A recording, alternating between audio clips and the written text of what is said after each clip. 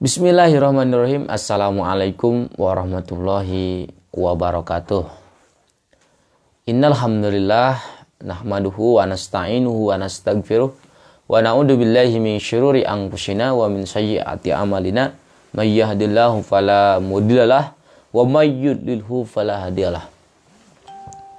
Asyhadu an la ilaha illallah wahdahu la syarikalah wa asyhadu anna Muhammadan abduhu wa rasuluh alladzi la nabiyya ba'dah. Pertama-tama yang paling utama, marilah kita panjatkan puji syukur kita kepada Allah Subhanahu wa taala yang telah menciptakan langit tanpa tiang, bumi tanpa pondasi, lautan tanpa bendungan, dan planet-planet tanpa gantungan. Yang mana dalam kesempatan kali ini kita masih bisa bertatap wajah, ya, bisa menghirup udara segar. Itu berkat kodrat dan irodatnya Allah Subhanahu wa taala. Tak lupa sholawat, berboncengkan salam, berbahan bakar iman, berasapkan Islam. Semoga selamanya tercurah limpahkan kepada baginda Nabi kita, Nabi Muhammad SAW. Beliaulah yang membawa masyarakat jahiliyah menuju masyarakat ilmiah. Beliaulah yang membawa dari zaman yang penuh kegelapan menuju zaman yang terang benderang. Berkat beliau, ya, atas kehendaknya kita hari ini masih bisa mencium udara Islam yang sangat baik untuk kita konsumsi, untuk kita aplikasikan dalam hidup kita. Ya, pada kesempatan kali ini saya ingin membahas sedikit tentang ulasan-ulasan bahwa manusia itu hidupnya itu raganya itu hidup, ya. Raganya itu hidup, tapi ya hatinya itu mati, ya. Jadi kali ini saya akan membahas bahwa seseorang itu jasadnya itu terlihat hidup, ya, tapi hatinya mati, ya. Ini akan saya tanda-tandanya itu apa, gitu ya. Tanda-tandanya orang yang seperti itu. Nah, sebelum kita ke pembahasan, ya, banyak orang yang merasakan, banyak orang yang bingung, banyak orang yang linglung dengan hidup ini, dengan permasalahan hidup ini, ya. Mereka seolah-olah tidak tahu tujuan hidupnya mau kemana, ya, akan kemana, gitu ya. Dari mana, di mana, dan akan kemana. Mereka tidak tahu. Mereka tidak pernah mengetahui akan mabda'nya seperti apa, manhajnya seperti apa, goyahnya seperti apa. Nah, sehingga mereka tidak mengetahui, ya, arah hidupnya. Mereka selalu menjadikan dunia sebagai majikan, gitu ya. Padahal dunia itu adalah pelayan. Pelayan kita, bukan sebagai majikan. Nah, orang kadang terbalik, gitu ya, hari ini. Orang yang terlalu mengejar dunia, ya, mengejar akhirat ditinggalkan, gitu ya. Perkara akhirat ditinggalkan. Harusnya dunia menjadi, istilahnya harusnya dunia itu, ya, menjadi pelayan kita. Ini malah jadi majikan kita. Kan riweuh, ya, kan bingung jadinya. Nah, kita hidup di dunia ini tentu punya alasan, yaitu wa ma khalaqtul jinna wal insan illa liya'budun. Jadi alasan kita ke dunia ini tiada lain untuk apa? Untuk beribadah kepada Allah Subhanahu wa taala. Nah, ada lagi, lebih ekstrim lagi. Wa id qala rabbuka lil malaikati inni za'ilun fil ardi khalifah. Nah, kita di dunia ini yaitu untuk dijadikan sebagai pemimpin ya di muka bumi ini. Oke. Nah, hidup kita itu ya kembali lagi ke pembahasan tadi, raganya hidup tapi hatinya mati. Nah, tanda-tandanya seperti apa? Nah, tanda-tandanya yang pertama adalah berani meninggalkan sholat, teman-teman semuanya ya, sahabat semuanya. Sahabat saung muda. Nah, pertama berani meninggalkan sholat. Wah, ini ya, subuh, tunu, ya, duhur, ripuh, asar, nyakitu tunuh oge, maghrib, pabaliut jeung film naon nu ayeuna teh jeung anak langit, anak sekolahan. Itu seolah-olah menjadi program. Jadi program Yahudi sebenarnya untuk melupakan waktu kita gitu. Nah, orang jika berani meninggalkan sholat itu termasuk kalau dalam Safinah itu ada yang disebut dengan apa namanya, hayawan anu teu dimuliakeun kusara. Ya, hayawan anu teu dimuliakeun kusara salah satunya adalah orang yang meninggalkan sholat. Nah, orang yang meninggalkan sholat dengan terang-terangan, itu dengan sengaja, dengan terang-terangan, itu adalah kafir terang-terangan. Itu menurut salah satu hadis. Nah, ketika orang berani meninggalkan sholat, ya, meninggalkan sholat, Masya Allah. Masya Allah. Ketika kita berani meninggalkan sholat, seolah-olah kita meninggalkan makan, ya, ibaratnya makan. Jadi makan kita tinggalkan, kalau kita tidak makan berarti kita akan mati, gitu ya. Syariatnya akan mati. Kita tidak makan, kita tidak minum, itu jasad kita akan mati. Nah, di sini orang yang berani meninggalkan sholat itu hidupnya, raganya seperti hidup, tapi hatinya mati. Ya. Sholat itu kan tiangnya agama. Ya, as-sholatu imaduddin. Sholat itu adalah tiangnya agama, teman-teman semuanya. Ya. Syahadat adalah pondasi, ya. Syahadat adalah pondasi dasar dalam sebuah negara, gitu ya. Dan sholat sebagai tiangnya agama. Jadi tiangnya agama. Jadi sudah ada pondasinya. Cukup dengan pondasi saja? Tidak. Kita harus membangun. Jadi rumah, ya. Nah, dengan tiangnya adalah sholat. Nah, kalau kita refleksikan dalam kehidupan kita, sholat itu kan inna sholata tanha 'anil fahsya'i wal munkar. Bagaimana sholat itu bisa betul-betul mencegah dari perbuatan kemungkaran, ya, kemaksiatan dan kemungkaran. Tahsyai wal munkar. Bisa nggak sholat kita itu benar-benar menjauhkan kita dari perbuatan maksiat, ya. Jadi orang-orang yang istilahnya maksiat mah udah biasa, gitu ya. Maksiat mah udah, ya, kemungkaran di mana-mana, kejahatan semakin merajalela. Itu udah biasa di Indonesia. Di negara kita, di negara 62 ini ya. Sudah biasa. Kenapa?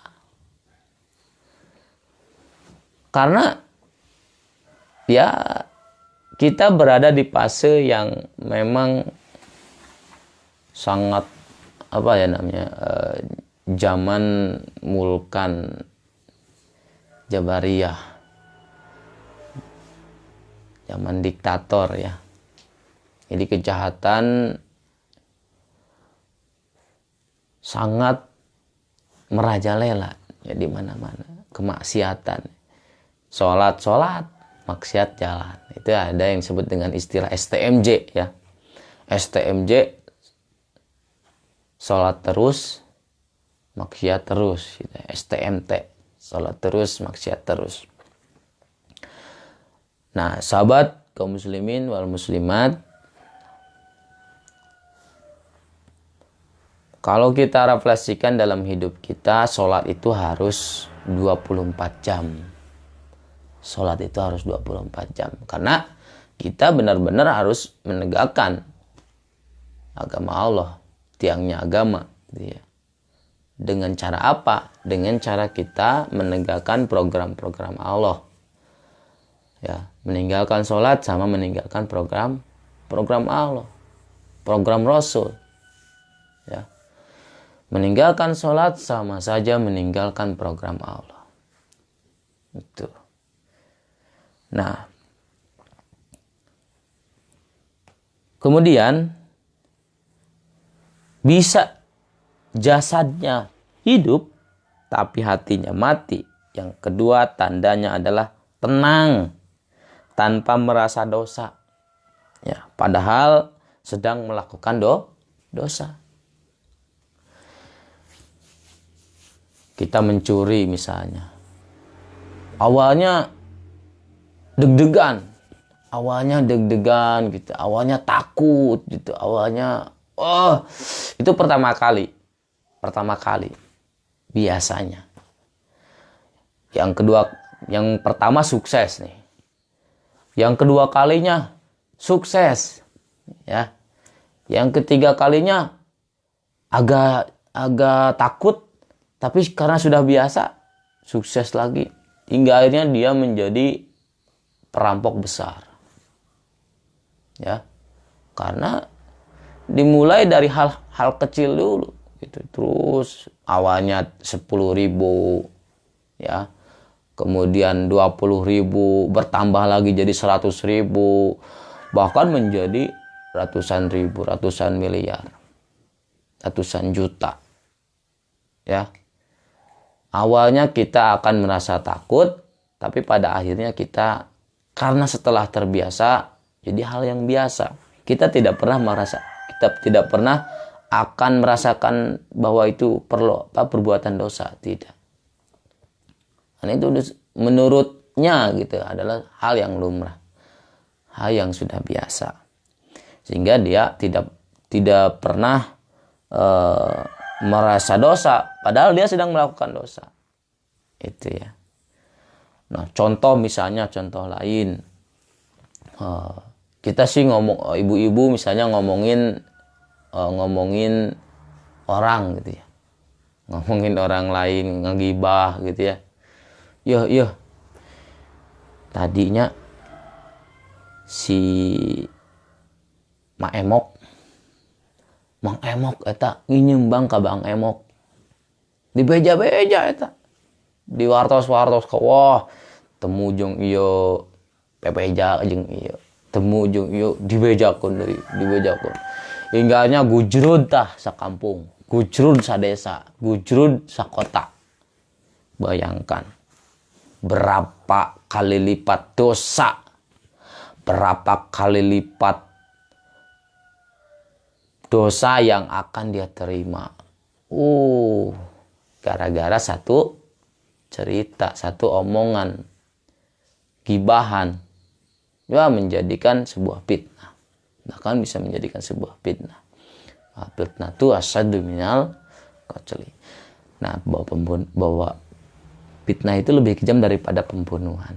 Nah, teman-teman semuanya, di sini kita melakukan dosa, ya, tapi tidak merasa dosa. Nah, itu adalah tanda daripada jasadnya hidup tapi hatinya mati, ya. Nah, yang ketiga adalah tidak tersentuh hatinya, bahkan menjauh dari ayat-ayat Al-Quran. Jadi ketika dibacakan Al-Quran jadi ketika mendengar Al-Quran, mereka tidak tersentuh. Ketika disampaikan nasihat, ketika disampaikan isi intisari daripada Al-Quran, mereka tidak pernah sadar, mereka tidak pernah tersentuh.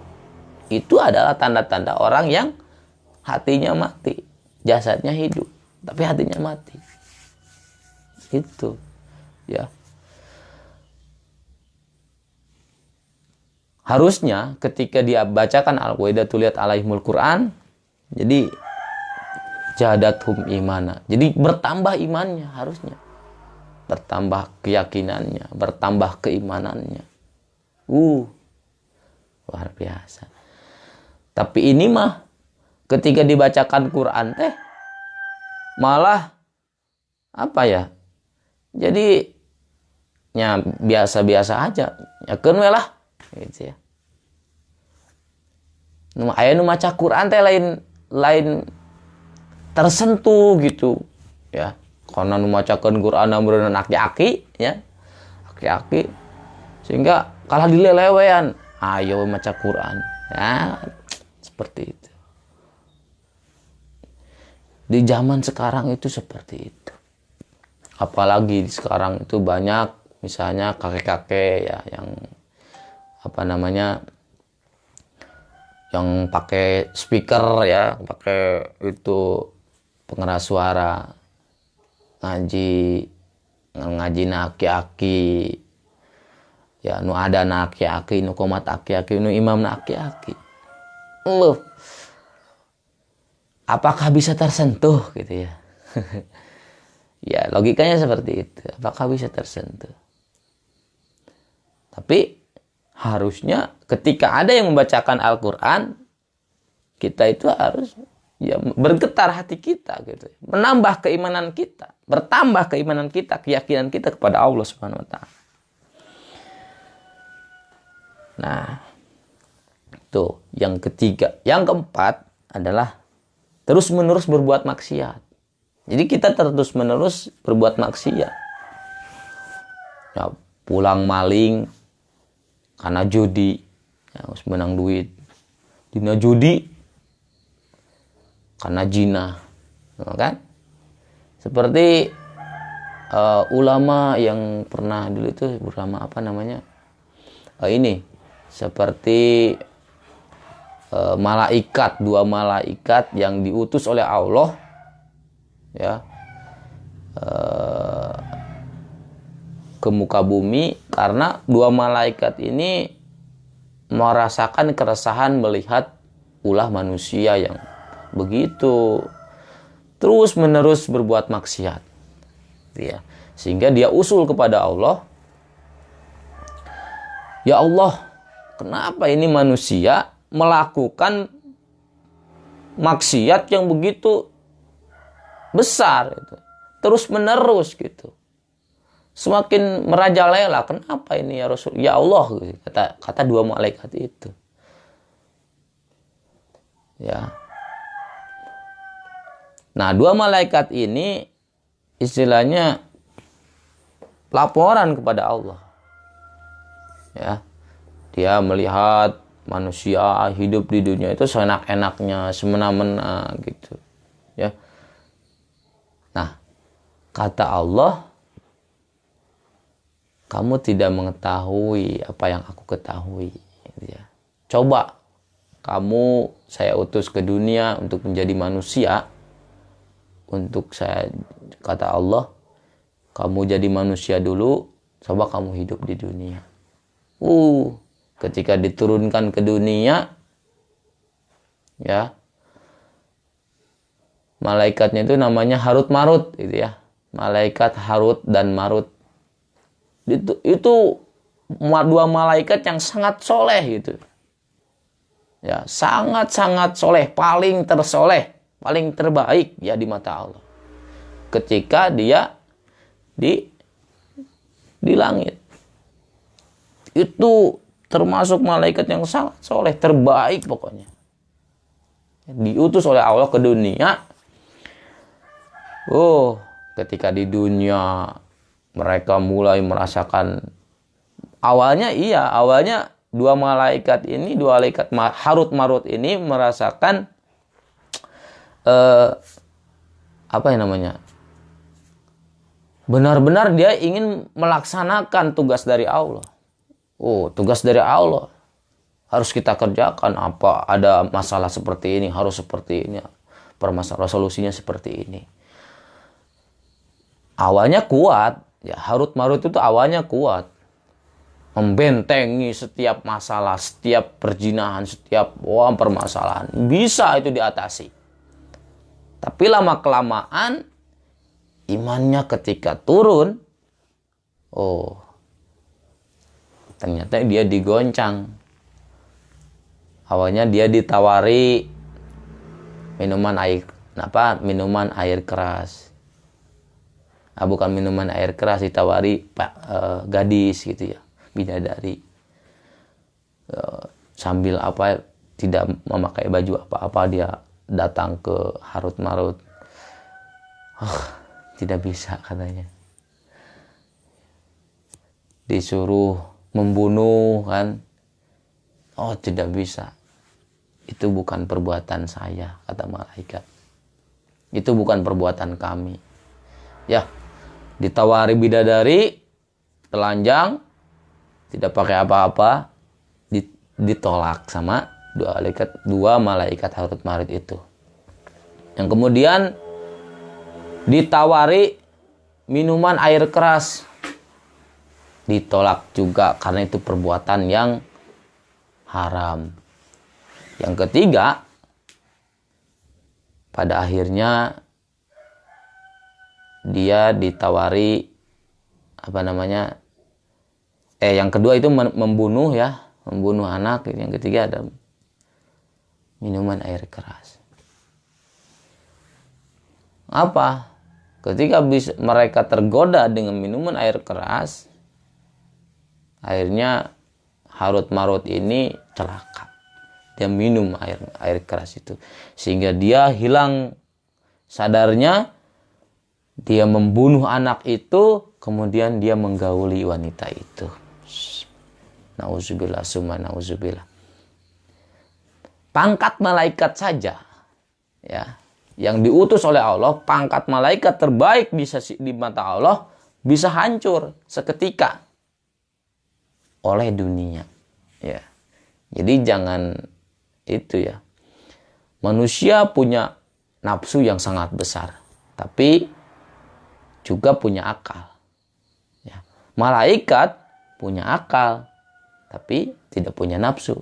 Ya. Ketika malaikat diutus ke dunia untuk menjadi seorang manusia, maka seorang malaikat yang istilahnya malaikat yang terbaik di mata Allah bisa hancur seketika. Itu pangkat malaikat, apalagi pangkat kita, ya. Nah, maka manusia itu ketika baik akan bisa melebihi malaikat, dan ketika buruk maka kita akan lebih daripada setan ataupun iblis, ataupun lebih daripada itu. Nah, itu ya. Oke, jadi teman-teman semuanya, kaum muslimin wal muslimat, sahabat Saung Muda Karya, kita itu harus merasa yakin bahwa kita itu punya dosa. Kita lebih baik yakin punya dosa daripada kita tidak yakin bahwa kita tidak pernah punya dosa. Lebih baik kita yakin punya dosa, karena kita akan terus beristighfar kepada Allah. Kita akan terus berupaya bagaimana kita menghapus dosa. Lebih baik itu punya dosa, ya, daripada kita yakin tidak punya dosa. Begitu, ya. Nah, Kemudian jasadnya hidup namun hatinya mati. Tanda yang kelima adalah sibuk mengumpat, ya, fitnah dan buruk sangka. Ya, sibuk mengumpat. Ya, kejelekan orang lain jadi omongin. Kejelekan orang lain teh hingga gujul sakota, sakampung, sadesa gitu. Hingga dosa itu berkali lipat, berlipat-lipat gitu ya. Nah, itu adalah ciri ataupun tanda daripada raganya hidup tapi hatinya mati gitu ya. Nah, yang keenam adalah sangat benci dengan nasihat baik dan para ulama. Ketika seseorang benci dengan nasihat para ulama, ketika seseorang tidak mau mendengar nasihat ulama, maka itu adalah tanda daripada raganya hidup tapi hatinya mati. Ya. Nah, misalnya ada seorang ulama yang bicara di masjid, ya, dia malah main di jalanan. Ya. Nah, kemudian fenomena hari ini banyak yang diskriminasi terhadap ulama. Ya. Jadi ulama-ulama itu tidak dihargai lagi. Yang dihargai itu adalah YouTuber, ya. YouTuber yang nggak ada faedahnya gitu ya.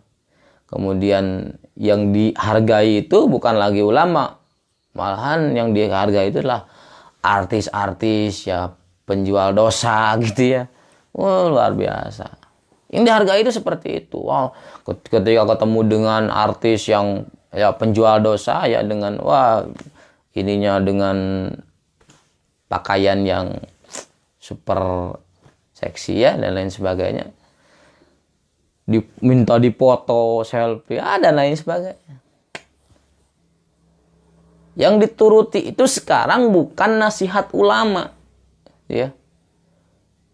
Yang dituruti ini kebanyakan adalah nasihat dari artis-artis itu, YouTuber itu, ya, itu kebanyakan. Misalnya nasihat yang buruk, ya, nasihat yang baik misalnya. Lebih mending kalau misalnya ada YouTuber followersnya banyak, ya, terus dia melakukan hal-hal yang baik, itu diikuti oleh followersnya. Itu lebih mending, bagus itu ya. Ini udah channelnya jelek, ya, dengan membahas pembahasan yang negatif gitu ya. Hingga menjadi percontohan, menjadi contoh daripada followersnya itu. Kan jadi dosa. Jadi dosanya itu multi level, ya, multi level dosa. Ya. Makanya media hari ini manfaatkan dengan baik, ya, manfaatkan dengan baik. Kemudian followers kita yang ada di Facebook, kemudian yang ada di Instagram, kemudian yang ada di YouTube, itu manfaatkan dengan hal-hal yang baik. Sehingga followers kita tidak kebingungan. Mana ini nih? Mana jalan kebenaran itu? Nah, di sana tugas kita adalah bagaimana kita meluruskan niat kita, bagaimana meluruskan niat mereka yang tadinya bengkok jadi lurus, ya, yang tadinya pengen hidup mewah-mewahan hingga kita luruskan menjadi hidup yang cukup sederhana, gitu ya. Itu ya. Nah, iya, itu jadi ulama tidak didengar sekarang itu karena tidak main media, jadi tidak didengar. Dan alhamdulillah hari ini banyak ulama yang istilahnya didigitalisasikan. Jadi banyak yang direkam sehingga ilmu-ilmunya bisa tersampaikan gitu ya ke pasar yang luas, yang lebih luas, ya. Nah, kemudian tanda bagi orang yang hatinya mati tapi raganya hidup, yang ketujuh adalah tidak ada rasa takut dengan peringatan kematian, teman-teman. Hari kiamat sudah tidak takut. Dibicarakan kuburan, kematian, itu tidak takut lagi mereka. Saya mah tidak takut dengan kematian. Padahal mati itu adalah membuka gerbong perbuatan kita selama di dunia. Pembuka gerbong, ya. Jadi gerbongnya dibuka gerbong. Perbuatan kita dari mulai 0 sampai Z, A sampai Z, gitu ya, dibuka. Itu mulai awal dari kita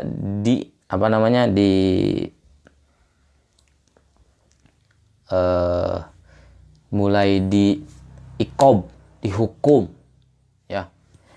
Nah,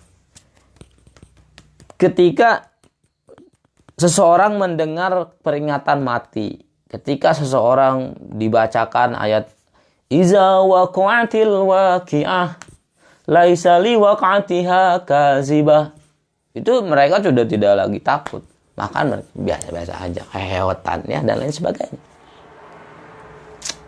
Masya Allah, kan hari ini fenomenanya seperti itu. Dan jarang sekali orang yang misalnya di negara kita, gitu ya, jarang sekali orang yang ketika dibacakan ayat-ayat kematian, ketika dibacakan ayat-ayat tentang kematian, kemudian peringatan hari kiamat, mereka menangis dengan derai mata. Tidak, ya, jarang sekali itu, ya, di negara 62 ini, jarang sekali. Kenapa mereka tidak menangis? Kenapa mereka tidak tersentuh hatinya? Karena mereka tidak memahami, tidak mengerti, ya, apa isi daripada ayat tersebut. Ya. Jadi mereka seolah-olah tidak mengerti. Mereka tidak memahami isi daripada Al-Qur'an. Ya, sok kita tuh coba, ya, ngobrol sama orang Arab, ya, ngobrol sama orang Indonesia. Ara'aital ladzi yukadzibu bid-din dan lain sebagainya, itu misalnya, gitu. Hari ditangkapku orang Indonesia kan, bahasa Arabnya ada, ya. Padahal ara'aital ladzi yukadzibu bid-din. Padahal surat Al-Fil. Surat Al-Fil. Tapi ditangkap, halusnya ya bahasa Arabnya. Ya, jadi itu akibat tidak mengerti. Akibat tidak mengerti dengan isi daripada bahasa tersebut. Isi daripada Al-Quran tersebut. Nah, itu adalah kita, apa artinya tadi?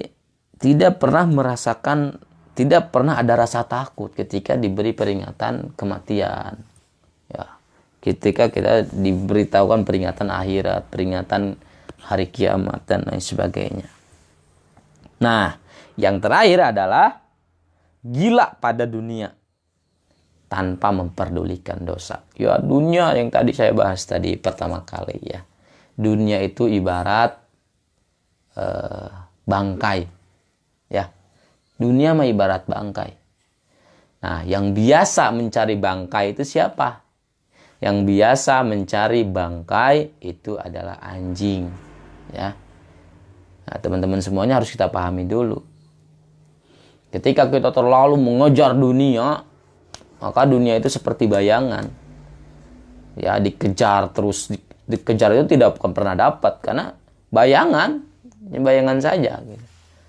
Tapi ketika kita mengejar akhirat, ya, seolah-olah kita mengejar yang pasti, gitu, ya, mengejar yang pasti, maka kalau kita mengejar akhirat, kita mengejar, nah, bayangan yang di belakang itu pasti nuturkan, gitu, ya, pasti membayangi, gitu.